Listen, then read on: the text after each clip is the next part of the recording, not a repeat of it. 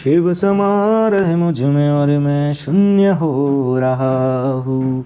जय बोले दोस्तों, भोलेनाथ सबके साथ। तो गुरु भाई के 440 वोल्ट करंट अफेयर इस यूट्यूब चैनल में आप सभी का स्वागत है दोस्तों। तो दोस्तों आज दिनांक 26 जनवरी 2022 के महत्वपूर्ण करंट अफेयर डिस्कस करेंगे। तो चलिए शुरू करते हैं। गुरु भाई के जानदार जबरदस्त जिंदाबाद लाजवाब 26 जनवरी 2022 के महत्वपूर्ण करंट अफेयर दोस्तों। तो दोस्तों हाल ही में 25 जनवरी को राष्ट्रीय पर्यटन दिवस के रूप में मनाया गया। तो दोस्तों नेशनल टूरिज्म डे अपन 25 जनवरी को मनाते हैं। तो दोस्तों देश की इकोनॉमी के लिए टूरिज्म के बारे में जानकारी एवं जागरूकता बढ़ाने के लिए हर साल 25 जनवरी को राष्ट्रीय पर्यटन दिवस के रूप में मनाते हैं। तो दोस्तों 25 जनवरी को ही नेशनल टूरिज्म डे अपन मनाते हैं, जो कि 2022 की थीम क्या है दोस्तों नेशनल टूरिज्म डे राष्ट्रीय पर्यटन दिवस की। तो rural and community centric tourism, यह 2022 के लिए थीम है दोस्तों राष्ट्रीय पर्यटन दिवस की। और दोस्तों 25 जनवरी को ही अपन नेशनल वोटर्स दिवस भी मनाते हैं। राष्ट्रीय मतदाता दिवस अपन 25 जनवरी को ही मनाते हैं। तो दोस्तों यह दिवस प्रत्येक भारतीय नागरिक के लिए अहम है, इंपॉर्टेंट है। और दोस्तों इसी तरह हर व्यक्ति का वोट राष्ट्र के निर्माण में भागीदार बनता है।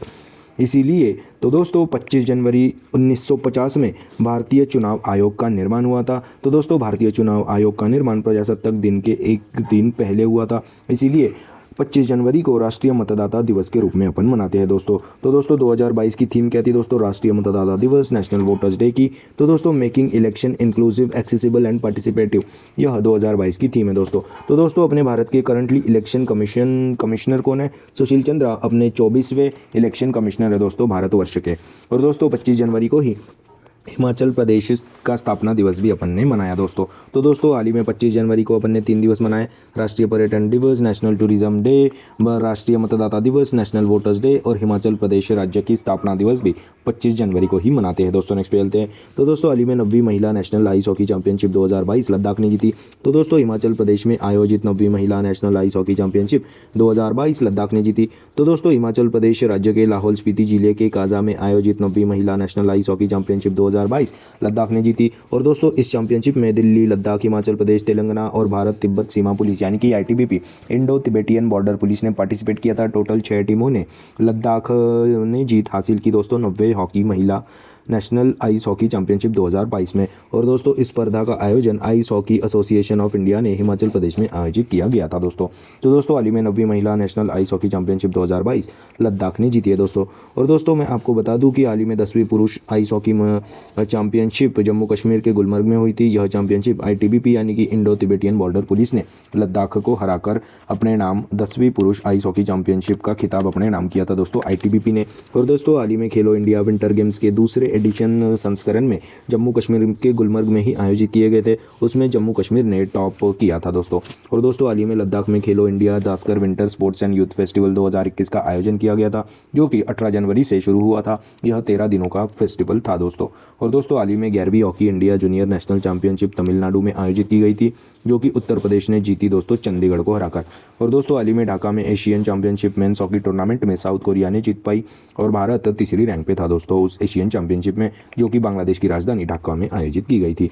और दोस्तों हाल ही में ओडिशा में आयोजित men's hockey junior world cup 2021 को अर्जेंटीना ने जीता था दोस्तों जर्मनी को हराकर। तो दोस्तों जर्मनी को हराकर से याद आया कि टोक्यो ओलंपिक्स में भारत ने जर्मनी को हराकर ब्रॉन्ज मेडल जीता था दोस्तों। तो दोस्तों हाल ही में 9वीं महिला national ice hockey championship 2022 Ladakh ने जीती है दोस्तों। नेक्स्ट पे चलते हैं। तो दोस्तों हाल ही में ऑस्कर्स 2022 के लिए जय भीम और मरक्कर भारतीय फिल्मों को शॉर्टलिस्ट किया गया है। और दोस्तों इससे पहले 3 फिल्म ऑस्कर के लिए शॉर्टलिस्ट किए गए थे, मदर इंडिया, सलाम बॉम्बे और लगान। यह 3 फिल्मों को ऑस्कर के लिए पहले शॉर्टलिस्ट किया गया था, पर आज तक एक भी इंडियन फिल्म को ऑस्कर नहीं जीता है। उसी के चलते अपना ऑस्कर का सूखा कब खत्म होगा यह देखना पड़ेगा। और 2022 ऑस्कर के लिए जय भीम और मरक्कर भारतीय फिल्मों को शॉर्टलिस्ट किया है दोस्तों। और दोस्तों मरक्कर फिल्म को ग्लोबल कम्युनिटी ऑस्कर अवार्ड 2021 के लिए भी शॉर्टलिस्ट किया गया था दोस्तों। और दोस्तों इस साल 94th ऑस्कर एडिशन होंगे दोस्तों। और दोस्तों 2021 में हुए 93rd ऑस्कर में नोमैडलैंड मूवी को बेस्ट फिल्म चुना गया था दोस्तों। तो दोस्तों हाल ही में ऑस्कर 2022 के लिए जय भीम और मरक्कर भारतीय फिल्मों को शॉर्टलिस्ट किया गया है दोस्तों। नेक्स्ट पे चलते हैं। तो दोस्तों हाल ही में द एंजल्स ऑफ कैलाश नामक पुस्तक को शुभीरा प्रसाद जी ने लिखा है। तो दोस्तों शिक्षाविद, लेखिका और ज्योतिषी शुभीरा प्रसाद जी ने हाल ही में एंजल्स ऑफ कैलाश नामक पुस्तक को लिखा है दोस्तों। और दोस्तों यह पुस्तक उनकी पहली पुस्तक का दूसरा भाग है। और पहली पुस्तक का नाम क्या था दोस्तों? द डेमन्स ऑफ जेत्रया था।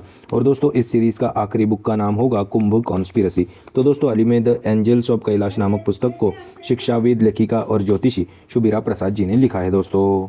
तो दोस्तों हाल ही में द एंजल्स ऑफ कैलाश नामक पुस्तक को शुभीरा प्रसाद जी ने लिखा है। दोस्तों नेक्स्ट खेलते हैं। तो दोस्तों हाल ही में आईपीएल के आरपीएसजी यानी कि आरपी संजय गोयनका ग्रुप के स्वामित्व वाली लखनऊ फ्रेंचाइज का नाम लखनऊ सुपर जायंट्स होगा। और दोस्तों यह नाम जनता पोल से रखा गया है। जनता ने कई नाम सजेस्ट किए थे पर लखनऊ सुपर जायंट्स यह नाम शॉर्टलिस्ट किया गया, फाइनल किया गया। और दोस्तों इस टीम के कैप्टन रहेंगे दोस्तों केएल राहुल। और दोस्तों इस बार के आईपीएल भारत में ही होंगे। और दोस्तों इस बार के आईपीएल का स्पॉन्सर कौन होगा दोस्तों? टाटा ग्रुप ने वीवो आईपीएल से स्पॉन्सरशिप मेन टाइटल स्पॉन्सरशिप छीनकर टाटा ग्रुप ने इस बार के आईपीएल को स्पॉन्सर करने का इरादा है दोस्तों टाटा ग्रुप का। और दोस्तों इस बार टोटल 10 टीमें रहेंगी दोस्तों 2022 की आईपीएल में। और दोस्तों 2021 का आईपीएल सीएसके ने जीता था जो कि केकेआर को हराकर, और उसका दूसरा एडिशन हुआ था दोस्तों यूएई में।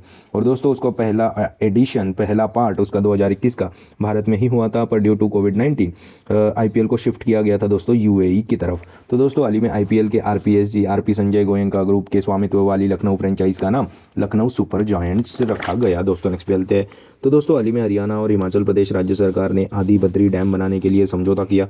तो दोस्तों इस डैम के निर्माण से सरस्वती नदी को पुनर्जीवित किया जाएगा। और दोस्तों यह डैम यमुनानगर के पास बनेगा। इस डैम से सरस्वती नदी में पानी पहुंचाया जाएगा। और दोस्तों हिमाचल प्रदेश की सोम नदी से सरस्वती नदी को पानी पहुंचाया जाएगा। और दोस्तों यह डैम दोनों राज्यों की सीमा पर निर्माण किया जाएगा। इससे दोनों राज्यों को खेती और पीने का पानी मिल जाएगा। और दोस्तों इस डैम की चौड़ाई 101.06 मीटर है। और दोस्तों इस डैम की ऊंचाई 20.5 मीटर रहेगी दोस्तों। और दोस्तों इस डैम को कितने करोड़ रुपए खर्चा लगेगा दोस्तों? तो 215.33 करोड़ रुपीस की परियोजना है दोस्तों यह बांध की। और दोस्तों इस बांध की स्टोरेज कैपेसिटी भराव क्षमता 224.58 हेक्टर मीटर है। उसमें से इस टोटल कैपेसिटी में से 61.88 हेक्टर मीटर पानी दोनों राज्यों को मिलेगा और बचा हुआ सारा का सारा पानी सरस्वती नदी में जाएगा। तो दोस्तों यह डैम के निर्माण से सरस्वती नदी को पुनर्जीवित किया जाएगा। इसीलिए हरियाणा और हिमाचल प्रदेश राज्य सरकार ने आदि बद्री डैम बनाने के लिए समझौता किया है, इसको हस्ताक्षर किए हैं, इसको मंजूरी दे दी गई है। तो दोस्तों हाल ही में हरियाणा और हिमाचल प्रदेश राज्य सरकार ने आदि बद्री डैम बनाने के लिए समझौता किया है। दोस्तों नेक्स्ट चलते हैं। तो दोस्तों हाल ही में भारत देश विश्व में सबसे बड़ा खीरे का एक्सपोर्टर बना। तो दोस्तों खीरा यानी कि कुकुम्बर, तो दोस्तों भारत देश वर्ल्ड में सबसे बड़ा खीरे का एक्सपोर्टर बना है दोस्तों। और दोस्तों खीरे से याद आया, हाल ही में नागालैंड के स्वीट कुकुम्बर यानी कि मीठे खीरे को जीआई टैग मिला था। और दोस्तों हाल ही में भारत अभी ब्राजील को पीछे छोड़कर अरब देशों को खाद्यान्न निर्यात करने के मामले में नंबर 1 देश बना था। तो दोस्तों हाल ही में भारत देश विश्व में सबसे बड़ा खीरे का एक्सपोर्टर बना है। दोस्तों नेक्स्ट खेलते हैं। तो दोस्तों हाल ही में जनवरी 2022 में पेरू देश ने तेल रिसाव के कारण 90 दिनों का पर्यावरण आपातकाल की घोषणा की है। तो दोस्तों दक्षिण अमेरिकी देश पेरू ने तेल रिसाव के कारण से 90 दिनों का पर्यावरण आपातकाल घोषित किया था। एक्चुअली में क्या हुआ था? तो दोस्तों एक्चुअली में एक स्पेन की एक एनर्जी फर्म रेप्सोल है, उसका जहाज पेरू में करीब 600 बैरल तेल लेकर जा रहा था। तो दोस्तों इसी बीच टोंगा ज्वालामुखी में विस्फोट हुआ। और दोस्तों नासा के अनुसार यह विस्फोट इतना बड़ा था कि आइटम बॉम्ब से भी भीषण विस्फोट था, ऐसा नासा का मानना था दोस्तों यह टोंगा ज्वालामुखी का विस्फोट। और दोस्तों उसी कारण प्रशांत महासागर में सुनामी लहरें उठी और उस तेल वाहक जहाज को लेके डूब गई दोस्तों। तो दोस्तों भारी प्रमाण में तेल रिसाव प्रशांत महासागर में ही हो गया दोस्तों। और दोस्तों यह तेल रिसाव पेरू के तट के नजदीक हुआ, करीब हुआ, इसीलिए पेरू देश ने तेल रिसाव के कारण 90 दिनों का पर्यावरण आपातकाल घोषित किया है दोस्तों। तो दोस्तों आपातकाल से याद आया कि हाल ही में श्रीलंका ने खाद्य आपातकाल की घोषणा की थी। और दोस्तों इसी तरह कजाकिस्तान ने तेल की कीमत बढ़ने पर आपातकाल की घोषणा की थी दोस्तों। तो दोस्तों हाल ही में जनवरी 2022 में पेरू देश ने तेल रिसाव के कारण 90 दिनों का पर्यावरण आपातकाल की घोषणा की है। तो दोस्तों बात अभी पेरू देश की है, जिसकी राजधानी लीमा, यहाँ की करेंसी सोल है दोस्तों। तो दोस्तों हाल ही में जनवरी 2022 में पेरू देश ने तेल रिसाव के कारण 90 दिनों का पर्यावरण आपातकाल की घोषणा की है दोस्तों। नेक्स्ट खेलते हैं।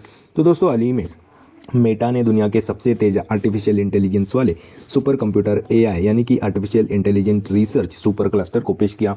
तो दोस्तों अभी हाल ही में फेसबुक की पेरेंट कंपनी मेटा बन गई थी। अभी मेटा ने ही दुनिया के सबसे तेज आर्टिफिशियल इंटेलिजेंस वाले super computer AI research super cluster को पेश किया है दोस्तों। तो दोस्तों मेटा वर्चुअल मेटावर्स बनाने की योजना के तहत मेटा ने दुनिया का सबसे तेज आर्टिफिशियल इंटेलिजेंस वाला super computer AI research super cluster को बनाया है। और दोस्तों इसमें डेटा प्रोसेसिंग बहुत ही फास्ट होता है। यह मेटा द्वारा बनाया गया दुनिया का 5वां सबसे तेज सुपर कंप्यूटर है।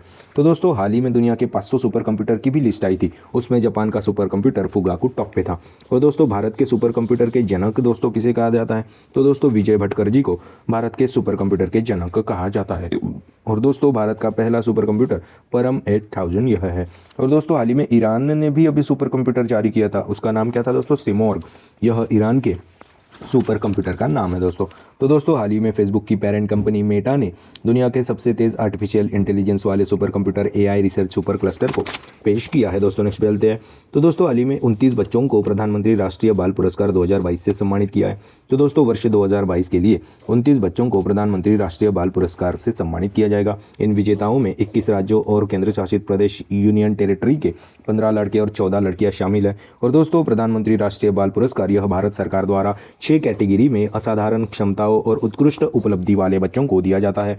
और दोस्तों इस पुरस्कार में 1 लाख रुपए की इनामी राशि और सर्टिफिकेट दिया जाता है दोस्तों। तो दोस्तों हाल ही में प्रजासत्ताक दिन के उपलक्ष्य पर 29 बच्चों को प्रधानमंत्री राष्ट्रीय बाल पुरस्कार 2022 से सम्मानित किया गया है दोस्तों। नेक्स्ट चलते हैं। तो दोस्तों हाल ही में गणतंत्र दिवस 2022 के अवसर पर 939 पुलिसकर्मियों को वीरता के लिए पुलिस पदक सहित राष्ट्रपति पदक से सम्मानित किया गया।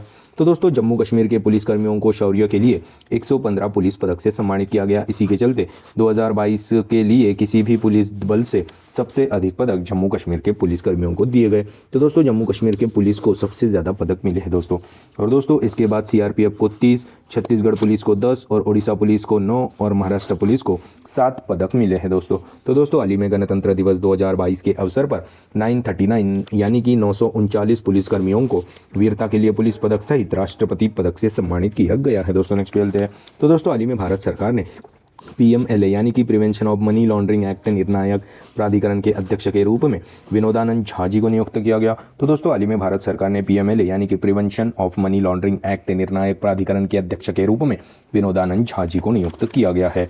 तो दोस्तों यह थे 26 जनवरी 2022 के महत्वपूर्ण करंट अफेयर्स। दोस्तों आज अपन क्या पढ़े उसकी एक बार रिवीजन कर लेते हैं। तो दोस्तों हाल ही में 25 जनवरी को अपन ने 3 दिवस मनाए, राष्ट्रीय पर्यटन दिवस, राष्ट्रीय मतदाता दिवस और हिमाचल प्रदेश का स्थापना दिवस भी 25 जनवरी को ही मनाया जाता है। और दोस्तों हाल ही में 9वीं महिला national ice hockey championship 2022 Ladakh ने जीती। हाल ही में ऑस्कर्स 2022 के लिए जय भीम और मरक्कर भारतीय फिल्मों को शॉर्टलिस्ट किया गया। हाल ही में द एंजल्स ऑफ कैलाश नामक पुस्तक को शिक्षाविद, लेखिका और ज्योतिषी शुभिराज प्रसाद जी ने लिखा है। और दोस्तों हाल ही में आईपीएल के आरपीएसजी यानी कि आरपी संजय गोयनका ग्रुप के स्वामित्व वाली लखनऊ फ्रेंचाइज का नाम लखनऊ सुपर जायंट्स रखा गया दोस्तों। और दोस्तों हाल ही में हरियाणा और हिमाचल प्रदेश राज्य सरकार ने आदि बद्री डैम बनाने के लिए समझौता किया।